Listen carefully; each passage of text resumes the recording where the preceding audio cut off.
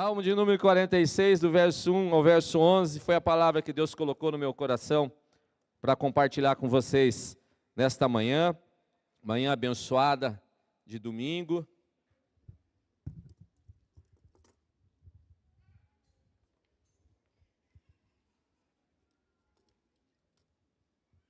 Salmo 46, do verso 1 ao verso 11, o título dessa palavra é Confiando em Deus, e nós vamos ministrar a respeito da confiança que nós podemos ter em Deus. Salmo 46, do verso 1 ao verso 11, ele diz assim: pessoal, meus queridos amigos do som, aquele grauzinho básico aqui no retorno, né? Aleluias, glórias a Deus, um pouquinho mais. Salmo 46, do verso 1 ao verso 11, diz assim: Deus é o nosso refúgio e fortaleza. Diga refúgio e fortaleza. Ele é o socorro bem presente na angústia, portanto não temeremos, ainda que a terra se mude, ainda que os montes se transportem para o meio dos mares, ainda que as águas rujam e se perturbem, ainda que os montes se abalem pela sua braveza. Há um rio cujas correntes alegram a cidade de Deus, o santuário das moradas do Altíssimo. Deus está no meio dela, não se abalará, Deus a ajudará já ao romper da manhã. Os gentios se esbravejam, os reinos se moveram, se levantou a sua voz e a terra se derreteu. O Senhor dos exércitos está conosco, diga, está conosco.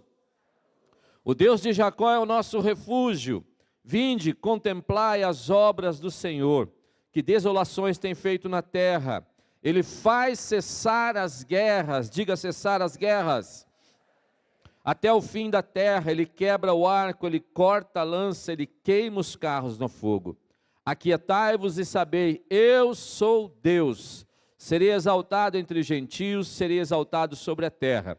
O Senhor dos exércitos está conosco, o Deus de Jacó é o nosso refúgio.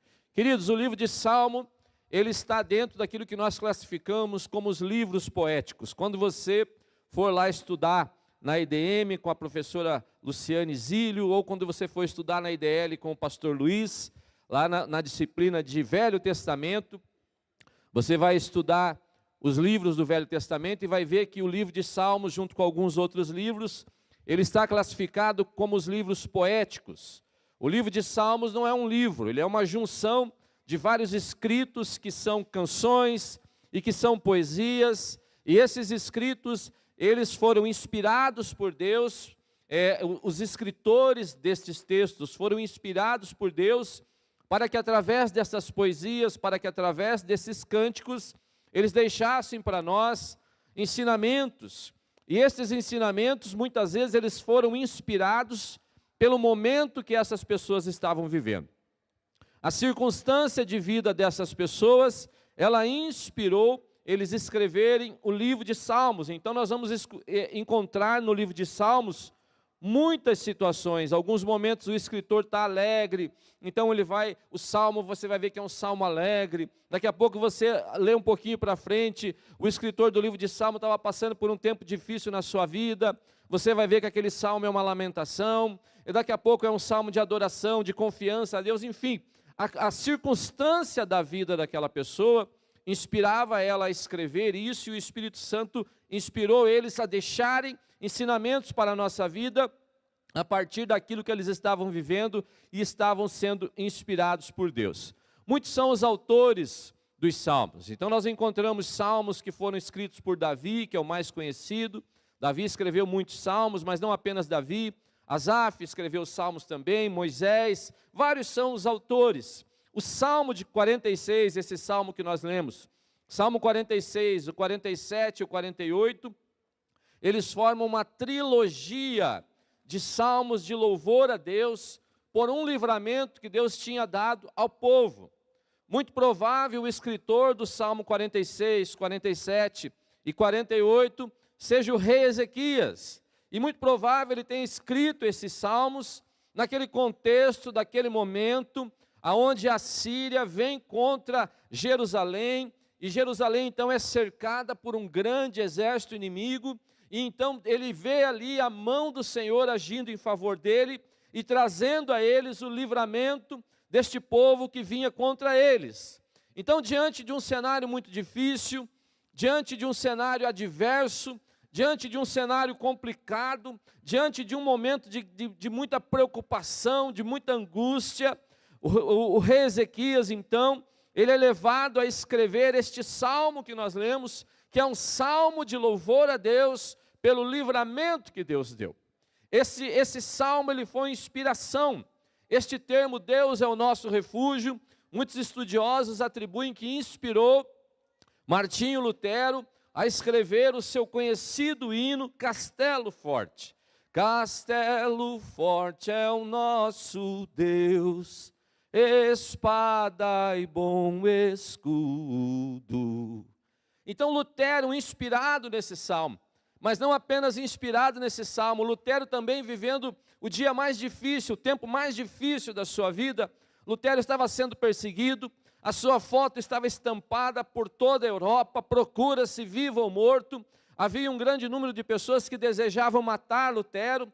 Lutero temia pela sua vida, Lutero temia pelo seu futuro, Lutero temia pelo aquilo que aconteceria com ele, e Lutero estava então escondido em um castelo, escondido em um lugar de refúgio para se proteger. Então, ao ler o Salmo 46 e ao juntar aquilo que estava escrito no Salmo 46 com a sua própria vida, Lutero também inspirado escreve este hino dizendo: Castelo forte é o nosso Deus. E nós conhecemos então as circunstâncias que viveu o rei Ezequias, nós conhecemos as circunstâncias que viveu Martinho Lutero ao escrever este hino, e nós podemos então entender que nos momentos mais difíceis da nossa vida, nós podemos confiar que Deus é o nosso refúgio, Ele é a nossa fortaleza, Ele nos guarda e Ele nos protege. Mas, queridos, importante é nós entendermos que a palavra, além de ser anunciada,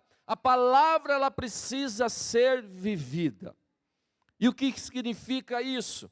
Que além de nós anunciarmos que Deus é o nosso refúgio, além de nós pregarmos que Deus é a nossa fortaleza, além de nós pregarmos que em Deus nós podemos nos sentir seguros, nós também precisamos viver isso em nossas vidas.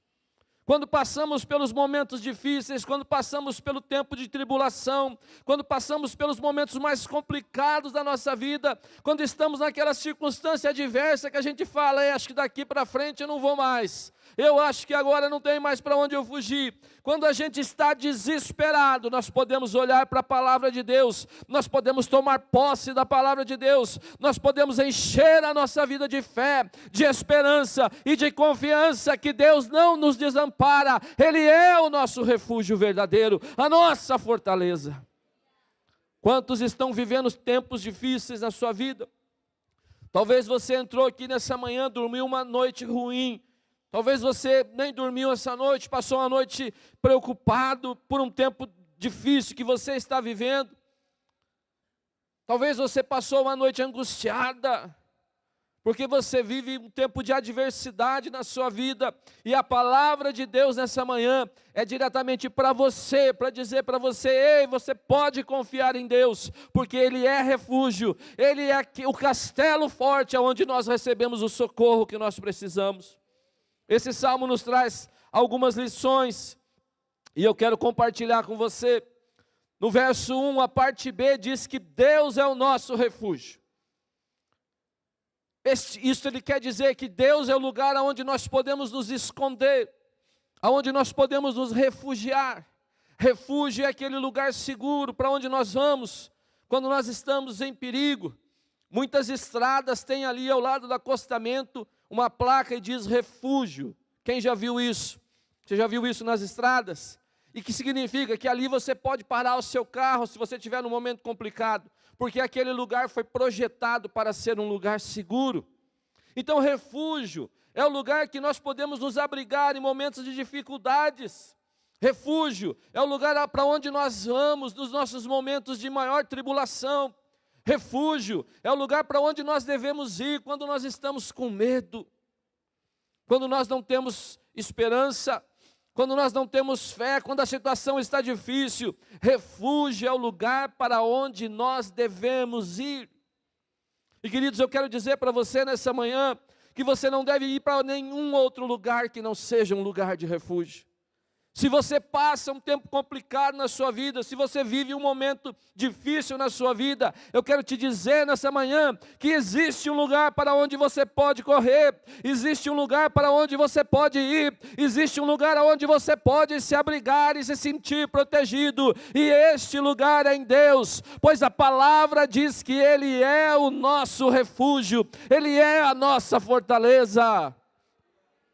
A questão é que às vezes a gente vai para muitos lugares que não em Deus.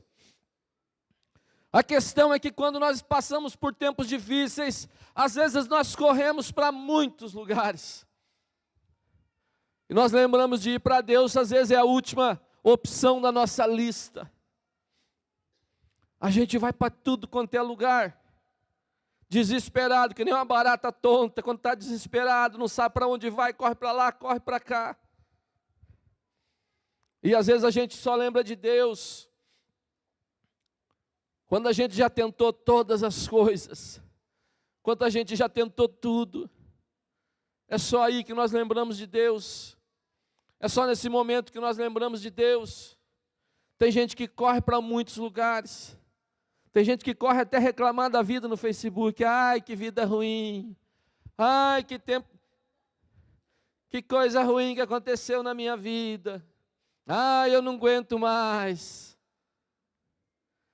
Antes de reclamar no Facebook, dobra o seu joelho e vai para Deus, pois Ele é o nosso refúgio, Ele é a nossa fortaleza, Ele é o socorro bem presente no momento de angústia.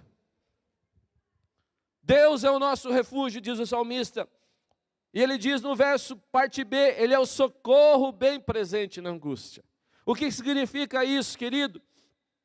Que Ele está presente. Deus está presente, você não está sozinho, você não está sozinha, Deus está presente.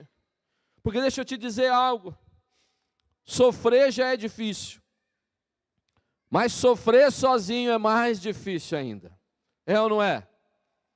Quando você está passando aquela luta, aquela tribulação, você olha para o lado, você não vê ninguém. Você olha para o outro lado, você não vê ninguém. Você olha para frente, você não vê ninguém. Você olha para trás, você não vê ninguém. Quantas vezes nós temos essa sensação no nosso coração: meu Deus, eu estou sozinho.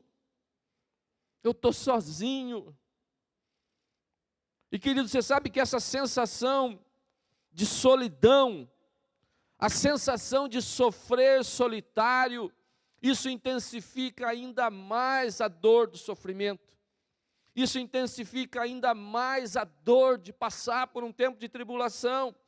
Mas, queridos, a palavra vai dizer que Ele está presente, o salmista está dizendo, Ele é o socorro presente. E eu quero dizer para você nessa manhã, talvez você disse para você mesmo: eu estou sozinho, eu sofro sozinha. Mas Deus manda dizer para você nessa manhã, Ele é o socorro presente, Ele está presente na sua vida, Ele está com você, Ele não te abandonou, Ele está com você, porque Ele está presente.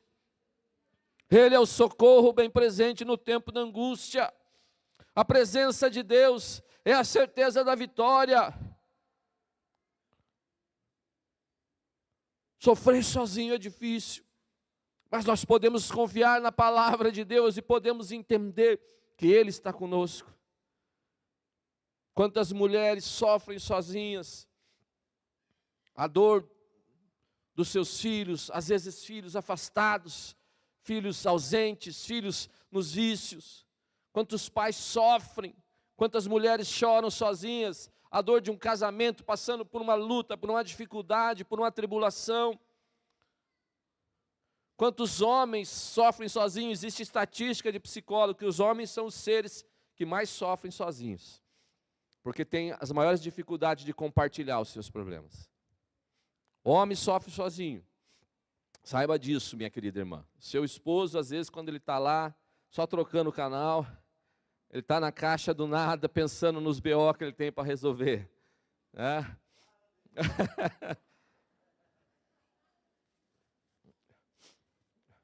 Mas muitos homens às vezes deitam sua cabeça no travesseiro, ficam olhando para o teto e ficam ali sofrendo a dificuldade, sofrendo os seus problemas. Então veja, sofrer sozinho intensifica a dor do sofrimento. Mas o salmista vem nos dizer que o Senhor, Ele é um socorro bem presente. Querido, nós temos uma opção, eu sempre pensei nisso. Deus sempre colocou isso no meu coração. Nós como cristãos, quando nós recebemos a Jesus como Senhor e Salvador, nós cantamos aqui, posso crer no amanhã. Nós não somos aquele, Paulo fala aos Tessalonicenses, nós não somos como aqueles que não têm esperança. Paulo diz isso. A esperança deve nos mover, a fé deve nos mover, e a fé vem pelo ouvir da palavra, e a palavra está dizendo, ei, você não está sozinho. E aí você faz uma escolha, em quem você vai crer, ou você vai crer no que diz a palavra, ou você vai crer muitas vezes na mentira do diabo na sua mente, dizendo, está vendo, você está sozinho.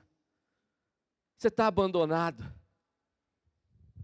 Deus nem para olhar para você, nem para te ajudar. Onde é que está Deus agora na sua vida? Aonde está Deus agora na sua vida, nesse momento difícil que você está passando? Nessa luta que você está vivendo, aí você diz, a palavra de Deus diz que eu não estou sozinho, a palavra de Deus diz que Ele é o socorro bem presente, Ele está comigo, e se Ele ressuscitou, eu posso crer no amanhã, eu posso crer no amanhã, eu posso crer no amanhã. Nós não estamos sozinhos, Ele está conosco, Ele está conosco. A segunda coisa que nós vemos nesse texto, é que a presença de Deus nos traz calma e alegria. Veja o verso 4, 5 e 6 que diz assim, há um rio cujas correntes alegram, diga alegram, a cidade de Deus, o santuário das moradas do Altíssimo, Deus está no meio dela, não se abalará, Deus a ajudará, já ao romper da manhã. Os gentios se esbravejam, os reinos se moveram, Ele levantou a sua voz. Então veja, Ele diz que em contrastes com as águas turbulentas, porque o autor do texto aqui, ele pinta um cenário catastrófico. Ele fala, olha, os montes se abalam, os mares rugem, as coisas estão caindo tudo, a coisa está difícil, o cenário é adverso, o cenário é de catástrofe. Ainda que o cenário seja de catástrofe, a palavra de Deus diz que há um rio cujas correntes alegram a cidade de Deus. E aí, querido, nós precisamos entender a verdade desse texto. A alegria ou a tristeza, elas não são consequências do momento, da circunstância que nós vivemos. A alegria, ela não é consequência da circunstância que eu vivo ou que você vive. Para nós como cristãos, para nós que conhecemos a palavra de Deus, para nós que dizemos que nós vivemos a palavra de Deus, a alegria, ela não pode ser circunstância do momento que nós estamos vivendo. A alegria, ela é algo que brota do trono de Deus. A alegria, diz o texto, ela vem de Deus para as nossas vidas. Então isso significa que nós podemos estar alegres, mesmo diante de momentos adversos, mesmo diante de momentos complicados, nós podemos acalmar o nosso coração, nós podemos não nos desesperançar, não nos desesperar, e nós podemos receber esta alegria que vem de Deus. E querido, se tem uma coisa que a gente encontra nos dias de hoje, é gente triste. A tristeza, ela é uma característica desse tempo que nós vivemos. Nós vivemos uns dias onde nós temos muito mais coisas do que as pessoas tiveram no passado. Não é verdade? Nós temos acesso a muito mais coisas do que as pessoas tiveram no passado. E ao mesmo tempo nós vivemos dias de pessoas mais tristes do que as pessoas do passado. Como é que você equaciona isso? Como é que se equaciona isso? Nós temos menos dificuldades que tiveram os nossos pais, que tiveram os nossos avós. Nós temos as coisas mais mais prontas, nós temos acessos a muito mais coisas, a muito mais conforto. Olha só que beleza, que igreja bonita, né? Tem ar-condicionado, tem um som bonito aqui, ó, né? Televisão. Rapaz, eu nunca imaginei que eu ia pregar numa igreja bonita dessa, pastor. Que coisa maravilhosa. Você sai daqui, você vai para sua casa, você almoça bem, come maionese de domingo, né? Um franguinho assado, aquele macarrãozinho caprichado, outros fazem um churrasco. Nós temos acesso a muito mais coisas. Pergunte aos seus pais, pergunte aos seus avós como era a vida, como a vida era difícil no passado, como faltava coisa, né? Eu já nasci num tempo um pouquinho mais fácil. Eu falo para as pessoas, eu nunca fui rico, né? Eu não fui para Disney quando era criança. Na verdade, eu não fui nem no Play Center, que eu queria ir lá em São Paulo. Passaporte do Silvio Santos, lá eu queria ir no Play Center, mas não dava para ir, né? Mas eu tinha um sapato para botar no pé, né? Podia estudar ali no Politécnico, levava o dinheiro do lanche, né, Luciano? Né? Do moda da casa, né? E a vida era mais fácil. A minha vida não foi uma vida de rico, mas não foi uma vida de dificuldades. Mas se eu começo a conversar com meu pai, se eu começo a conversar com meus avós, eu vejo as lutas e as dificuldades que eles tiveram. Faltavam às vezes coisas básicas, coisas que para nós, todo mundo tem roupa aqui, todo mundo veste, nem que seja parcelado da Renner, vai lá e compra, né? O meu vizinho, o seu Roberto, esse dia eu falei para ele, eu cheguei lá, estava frio, falei, seu Roberto, ele é o dono da padaria, falei, seu Roberto, está frio hoje. Ele, está frio, mas hoje eu tenho roupa. Quando eu era criança eu não tinha. Entendeu? Então veja só, a gente tem mais acesso às coisas. E por que a gente encontra ainda pessoas tristes? As pessoas estão vivendo como se houvesse uma nuvem de tristeza sobre elas, como se fosse uma nuvem de tempestade sobre a vida das pessoas. E as pessoas não conseguem sentir alegria, inclusive por ter as coisas, por Deus dar as coisas. Essa semana Deus tem me levado a um sentimento de gratidão. Eu saí de manhã tomando meu café, indo para o trabalho, falei, Deus, obrigado, Deus. Tem aqui uma caneca de café do Coxa ainda.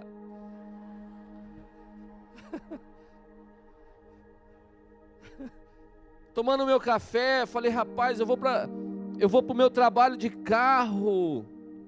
Quando eu comecei a trabalhar, pegava 2 ônibus, aquele expressão vermelho, não acabava nunca aquela viagem. Falei, Deus, eu tenho uma família abençoada, eu tenho saúde, Deus me levou à gratidão essa semana. Eu cheguei aqui agora, olhei que igreja abençoada, falei, rapaz, eu fui a vida toda de igrejinha pequenininha, aquela de luta, aquela dificuldade, pastor, aquela caixinha Fran, sabe? Olhei aqui agora, meu coração se encheu de alegria, olhar uma igreja bonita dessa. Queridos, mas às vezes a gente está vivendo como se houvesse uma nuvem de tristeza sobre nós. E essa nuvem de tristeza sobre a nossa vida, ela escurece os nossos olhos, a ponto de nós não enxergarmos aquilo que o Senhor tem feito para nós, a ponto de nós não enxergarmos. E a gente não consegue se alegrar. Talvez você está triste, você não sabe nem porquê. Porque quando você conversa com as pessoas hoje tristes, você pergunta, mas qual o motivo da sua tristeza? A pessoa diz, eu não sei. Eu estou triste, eu não sei. Uma nuvem de tristeza sobre a vida das pessoas nesse tempo que nós estamos vivendo. Mas veja que o texto diz, olha, há um rio cujas correntes alegram a cidade de Deus. A nossa alegria não deve vir da circunstância que nós estamos vivendo. A nossa alegria, ela deve vir de Deus. Nós devemos nos alegrar pelos feitos do Senhor. Nós devemos nos alegrar. Em primeiro lugar, o salmista diz, Senhor, não deixe eu perder a alegria da salvação. Um dia o Senhor me salvou, Ele me resgatou, eu não era merecedor, mas aprove o Senhor estender as suas mãos, me chamar, me convocar. Ele me escolheu, diz a palavra. não foste vós que me escolhestes, mas eu escolhi a vós. Ele me escolheu, Ele me resgatou. Só isso deve mover meu coração todas as manhãs. Eu devo levantar e dizer: Senhor, obrigado pela salvação. Obrigado pela salvação, Senhor. E o pastor Adilson já falou isso uma vez. Quando você começa a ser grato pelo aquilo que Deus te dá, Deus vai mudando o seu coração. A tristeza vai indo embora. E essa água que flui do trono de Deus, essa água que flui do trono de Deus, ela vai tomando você. Ela vai tomando você. Ela vai enchendo o seu coração. Eu nunca me esqueço. Uma vez o Senhor falou comigo numa circunstância. Eu estava em São Paulo. Isso 2005, 2006. Já faz tempo, 20 anos. Eu sei que não parece que eu tenho tanta experiência assim, mas eu já expliquei. É porque eu uso Jequiti, então eu estou conservado. Mas 2005, 2006 eu estava ali em São Paulo. O escritório da empresa era no bairro Morumbi. E eu ficava num hotel na rua principal, que é a Giovanni Gronchi. É uma rua que sai lá no estádio do Morumbi, lá embaixo, ela sobe. E eu ficava num hotel em cima. O escritório da empresa era no meio. E de manhã eu levantei, tomei o café no hotel. Aquele dia atribulado, aquele dia angustiado, aquele dia cheio de BO, sabe? Os BO estão tudo em fila assim, sabe? Minha BO com senha, né? Aqueles BO com senha, que eu cheio, com o coração angustiado. E eu peguei aquele táxi para ir para o escritório da empresa. Desci assim a Giovanni Gronchi. E a Giovanni Gronchi, ela passa bem no meio da maior comunidade de São Paulo, que é o Paraisópolis. Então o bairro do Morumbi, ele tem essa característica. Ele é um bairro rico, de pessoas ricas, e ao mesmo tempo ele é um bairro de pessoas pobres, que tem ali a comunidade, o Paraisópolis. E esta rua tem até uma foto que ganhou prêmios internacionais, porque o repórter conseguiu tirar uma foto que ele pega assim a linha que divide os ricos dos pobres. E eu estava ali naquela rua descendo, e quando passou bem no meio ali da comunidade, você sabe que comunidade de gente simples também é um lugar de gente crente, daquelas igrejinhas pentecostal, daquelas portinhas pequenininhas, daquela coisa simples, né? E eu passando ali com o coração angustiado, cheio de problema, cheio de luta. Amanhã já começou assim. Falei, meu Deus, eu nem tomei café da manhã, acabei de tomar café da manhã e já estou aqui cheio de problema. E o táxi desceu assim, de repente ele parou num farol, num engarrafamento que tinha assim, tinha uma igrejinha do outro lado. Dessas igrejinhas pequenininhas das irmãs do coque, daquelas que sai raio do coque assim. E eu olhei para aquelas mulheres, elas conversando ali na portinha daquela igreja, com uma roupa simples, um chinelo havaianas no pé, dentro da comunidade, eu estava no ar-condicionado de um táxi, indo para uma reunião importante, numa empresa grande que eu trabalhava, vestindo um terno caro, cheio de preocupação, cheio de luta. Eu olhei para aquela mulher simples de tudo. E naquela hora o Espírito Santo falou comigo, como Ele fala comigo em muitos momentos assim. Ele diz, está vendo, Iverson? Ela não tem o que você tem, mas a alegria do Senhor está no semblante daquelas mulheres. E desde aquele dia eu entendi que a alegria, ela não vem de circunstância.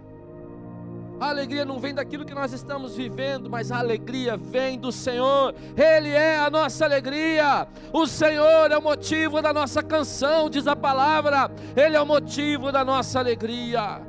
Por isso eu e você não podemos viver mais debaixo dessas nuvens de tristeza. Começa a olhar para os feitos do Senhor. Começa a olhar para aquilo que Deus já tem feito na sua vida. Começa a olhar para aquilo que o Senhor já está fazendo em você. E começa a se alegrar. Começa a sua manhã dizendo, Senhor, eu te louvo. Senhor, eu te louvo pelo meu café, pela minha caneca do coxa, pelo meu carro que vai me levar para o meu trabalho. Senhor, eu te louvo porque eu tenho saúde, eu não estou no hospital. Senhor, eu te louvo porque eu tenho os meus filhos. Senhor, eu te louvo porque meus filhos podem ir para uma escola. Senhor, eu te louvo porque eu tenho dinheiro para pagar minhas contas. Ainda que não tenha, faz pela fé. A alegria vem do Senhor. Por fim, o poder de Deus, veja o verso 9. Ele faz cessar as guerras até o fim da terra. Ele quebra o arco e corta a lança e queima os carros. Entenda algo, querido, olha só que o salmista diz: Ele faz cessar as guerras. Olha só, não existe tribulação, não existe problema que dure para sempre. O Senhor é aquele que põe termo à guerra, numa outra tradução, ou seja, Deus estabelece o momento do fim da angústia. Deus estabelece o momento em que esse problema vai terminar, Ele põe fim, Ele decreta o fim. Você não está vivendo abandonado, você não está à própria sorte, você não está sendo levado pelo vento para lá e para cá. O Senhor que determina que a tua angústia, a tua tristeza, o teu tempo, a tua adversidade, o teu problema, Ele terá fim, porque quem decreta o fim é o Senhor. Ele põe fim à guerra, Ele põe termo à guerra. Significa que Deus já o quê? Já determinou o tempo em que esse problema vai acabar. Talvez você entrou aqui com o teu coração angustiado, falando: não sei como será a minha vida, estou enrolado, estou cheio de problema. Talvez você entrou aqui angustiado, sem fé, sem esperança, sem saber o que fazer da sua vida. Mas a palavra de Deus para você nessa manhã é: Deus põe fim à guerra. Deus determina o final dos teus problemas. Deus determina que os seus problemas vão acabar. É isso que o texto está dizendo. Você não precisa ficar desesperado, você não precisa ficar desesperada, você não precisa viver aí nessa nuvem de tristeza que assola a sua vida, porque a palavra está dizendo: o Senhor coloca fim, coloca fim, coloca fim. E como nós cantamos aqui, ó, Ele morreu e ressuscitou. Deixa eu dizer algo para você, presta atenção aqui. Você sabe qual era a mensagem quando a Bíblia fala que os discípulos eram testemunhas? Testemunhas. Quando a Bíblia diz assim que os discípulos, aquelas pessoas que andaram com Jesus, eles foram testemunhas, e eles então passaram isso para outras pessoas que foram testemunhas. Eram testemunhas do quê, pastor? Do que eles eram testemunhas? Você precisa entender a mensagem principal do Evangelho, da qual eles eram testemunhas. É esta mensagem: Jesus ressuscitou. E se Ele ressuscitou, a gente pode ter fé, a gente pode ter esperança, a gente pode crer que tudo na nossa vida pode mudar. A mensagem que eles declaravam como testemunha é essa mensagem: olha, Kleber, Jesus ressuscitou, Gessé, Jesus ressuscitou, como a gente fez aqui naquela peça, né? Inclusive eu era testemunha que entrava correndo dizendo: Ele ressuscitou, ressuscitou. Ele ressuscitou, querido, venceu a morte. Significa que nós podemos crer, que nós podemos ter fé que a nossa vida vai mudar. E sabe de uma coisa? A nossa mudança na nossa história, a mudança na nossa vida, ela começa quando nós decidimos entregar para Ele aquilo que nós não podemos fazer. Talvez você não consiga resolver os problemas da sua vida. Talvez você entrou aqui falando: pastor, não sei o que fazer, estou desesperado, estou sem esperança, não sei o que fazer. E a coisa mais importante que nós podemos fazer por nós, talvez você correu para tudo quanto é lugar já. Você já foi atrás do delegado, do médico, do deputado, presidente da república, agiota, pai de santo, sei lá. E talvez ninguém resolveu os problemas da sua vida. Sabe por quê? Porque o refúgio onde nós encontramos socorro não é em nenhum outro lugar que não seja em Deus. O salmista diz: Ele é o meu refúgio. E eu queria dar a você a oportunidade nessa manhã, dar a você a oportunidade, que é a coisa mais importante que você pode fazer por você, que é entregar a sua vida a Jesus e dizer: Jesus, eu não consigo dar conta dos meus problemas, eu não consigo dar conta da minha vida, Senhor. Minha vida parece um carro desgovernado, uma carroça que está ladeira abaixo, desgovernada, e eu não dou conta da minha vida. Não sei por onde eu começo a resolver os meus problemas, e eu quero dizer para você dá o segredo para você resolver seus problemas. Você começa resolvendo a sua vida, quando você entrega a sua vida a Jesus e diz: Senhor, eu entrego minha vida a Ti, porque eu mesmo não dou conta da minha própria vida. Paulo vai nos ensinar que nós devemos confessar a Jesus como Senhor e Salvador da nossa vida, que nós devemos confessar. Feche os seus olhos agora, igreja, fique em intercessão. Nós devemos confessar a Jesus como Senhor e Salvador da nossa vida. Fiquem todos de pé, por favor. E eu quero dar oportunidade a você nessa manhã de começar a mudança na sua história, de começar a mudança na sua vida.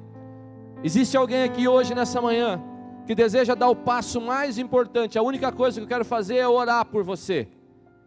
Existe alguém nessa manhã que deseja entregar a sua vida a Jesus, pois Ele é o refúgio seguro, a fortaleza e é o socorro bem presente na angústia. Existe alguém que deseja entregar a sua vida a Jesus, receber a Jesus como Senhor e Salvador, e deseja confessar isso nessa manhã?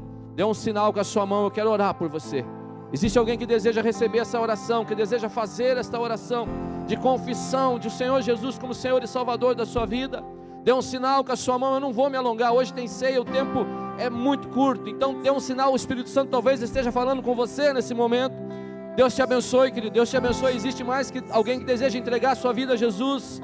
Alguém que deseja, um intercessor, não vou nem chamar aqui na frente, o intercessor vai orar com você aí, intercessor aqui do lado aqui. Existe alguém mais que deseja entregar a sua vida a Jesus? Nós queremos orar por você nessa manhã. O Senhor quer pôr fim, por termo, a guerra, quer mudar a sua história, mudar a sua vida. Existe alguém mais que deseja entregar a sua vida a Jesus? Queridos, aleluia. Se existe alguém, nós queremos orar por você. Tem uma senhora ali, já está sendo orado. Alguém mais deseja receber essa oração? Alguém mais deseja receber essa oração? E querido, olha, você que entrou aqui angustiado, Deus te abençoe, querido. Lá atrás tem uma mão levantada, alguém vai orar com você, o intercessor vai até você lá atrás. Mantenha sua mão levantada só para o intercessor chegar aí. Aí, olha lá, intercessores, olha, intercessores. Corre lá na perto da porta da saída lá. Alguém mais deseja entregar sua vida a Jesus? Aleluia. E você que entrou aqui nessa manhã angustiado, triste, saiba que a palavra do Senhor para você nessa manhã: Ele é o teu refúgio, Ele é a tua fortaleza. Não saia daqui sem esperança, não saia daqui desmotivado, sem fé, mas saia daqui crendo que a sua vida será inundada por uma alegria que vem do Senhor e vem do alto. Nós queremos orar, Pai, nós te agradecemos, Deus, por essa palavra, Pai. A tua palavra não nos deixa abalados, a tua palavra, Pai, ela nos traz fé, ela nos traz confiança. A tua palavra nos faz crer, Deus, no amanhã, porque o Senhor ressuscitou, o Senhor ressuscitou. E assim, Pai, nós não ficamos abalados, mas nós temos a certeza que nós podemos nos refugiar no Senhor, nós podemos ser guardados no Senhor, nós estamos guardados em Ti, Pai. Obrigado, Deus, pela Tua palavra, Pai, que enche o nosso coração. Obrigado, Deus, pela Tua palavra, que nos faz crer, Pai, que o Senhor cuida de nós, de todas as nossas necessidades. Pai, em nome de Jesus, nós ministramos a vida dos Teus filhos, Pai. A alegria que vem do Senhor, Pai, que toda tristeza vai embora, que toda nuvem de tristeza vai embora, Pai, que toda nuvem de tristeza vai embora, que os Teus filhos sejam, Pai, inundados por esse rio que traz a alegria do Senhor, Pai. Abençoa a vida da Tua igreja, Pai.